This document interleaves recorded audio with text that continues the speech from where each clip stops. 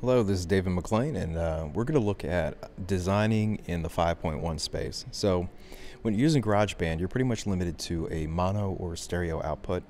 But when you're dealing in Audition, you actually have the opportunity to go to a full surround sound type of feature. So, I'm going to look at how to create these tracks and then how to import them back into GarageBand so that you're able to actually utilize the entire space around you. Now, don't worry if you don't have 5.1 surround sound hooked up to your computer.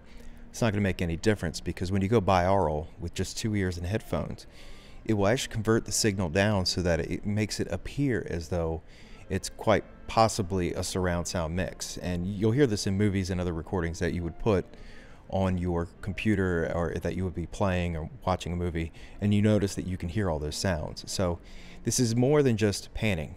This is it's a full tracking of where you want your sound to be. So the first thing I'm going to do, now I already pulled some of these in, so I had some assets available to me. These are all just Foley that I had recorded for one of the projects. Anything from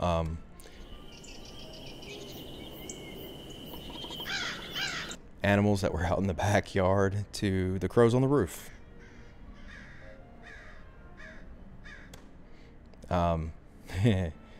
So around us, we have crows that come around, and there's even some people shooting guns.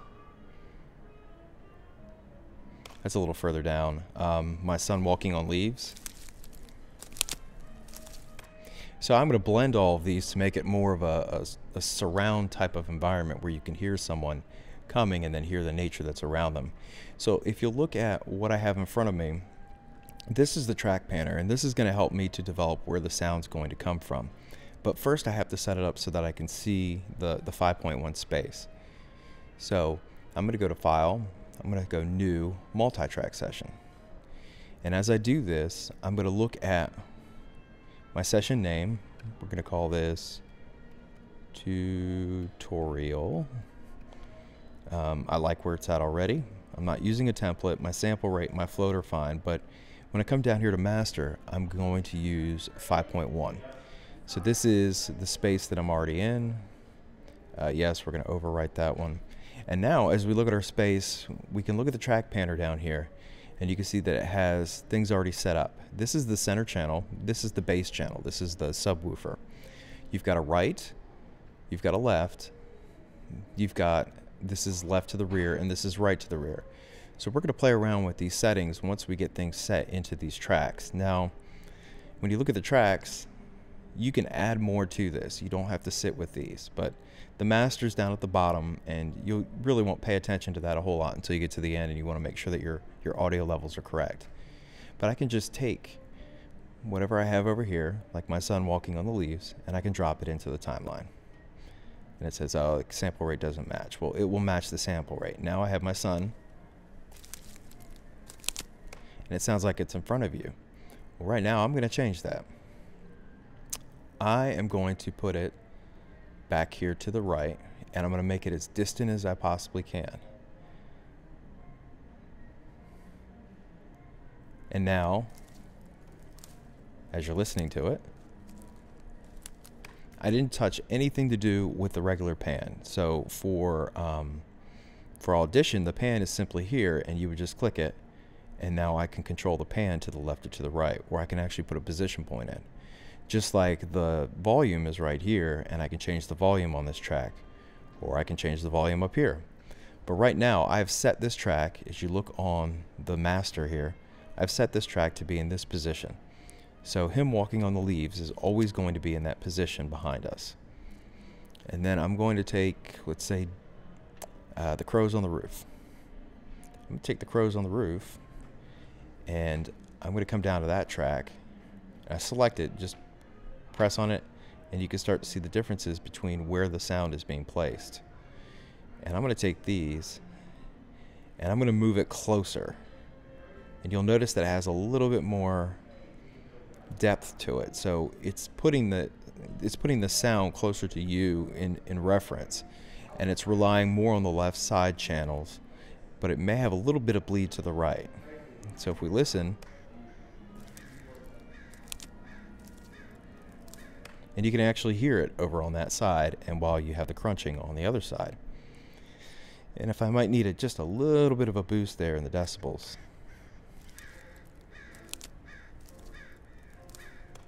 Now, one thing I didn't show was down here towards the bottom, so I'm going to move this up just for a second, but this is the tracks. So this is how it outputs.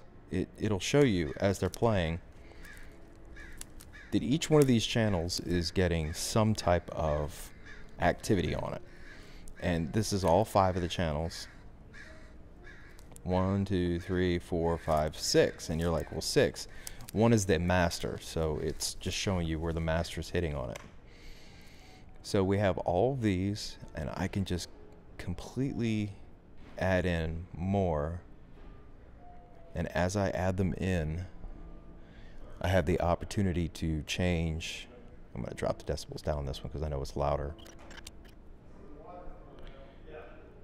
And with this EQ track, I'm going to put it distinctly behind. So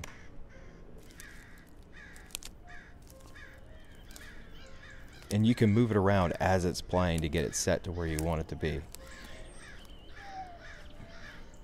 So now you start to feel like you're in the woods and somebody's walking in the leaves over on your right side.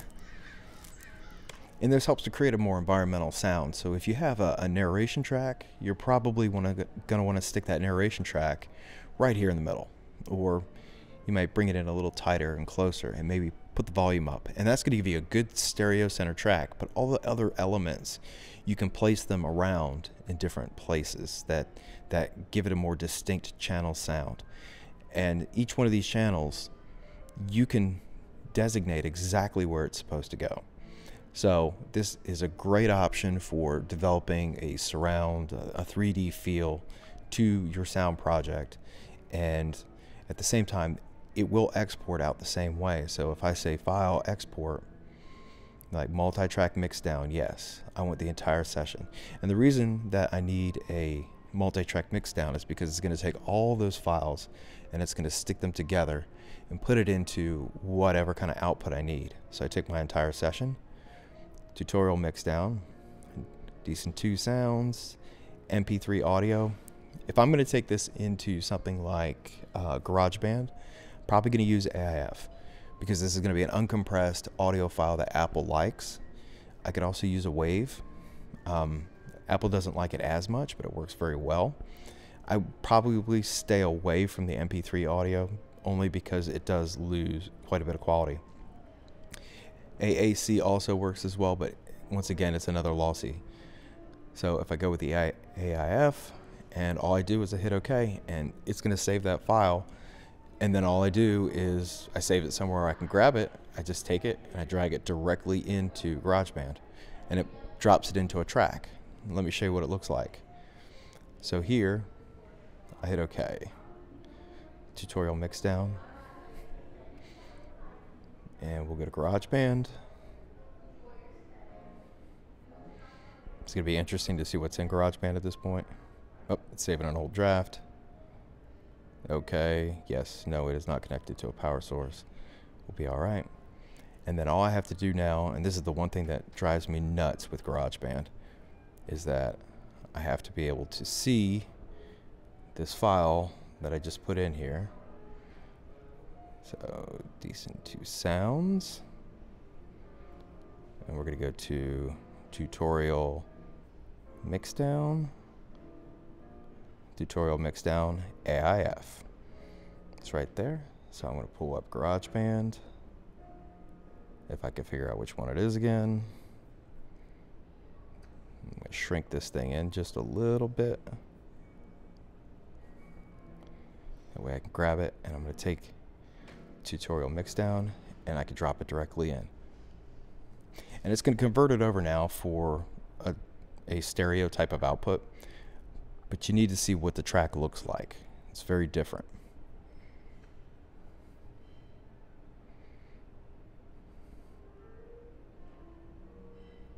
If it'll ever do what I wish it to do. And you're like, oh, it doesn't look all that different. It is now a stereo track. It is not a 4-track or a 5-track recording. yet it does bear the same exact qualities. Now let me take this off. So you can design in a 3D space and then bring it back into a program like this. And it doesn't have all the split tracks on it, which you can go ahead and master it over in Audition, and then you can add it to other files over here if that's what you wish to do. But it gives you a wonderful option to give yourself a real good tone, real good quality, and at that point, you know, whatever your project is, you're going to make it that much better. Hope you enjoyed it.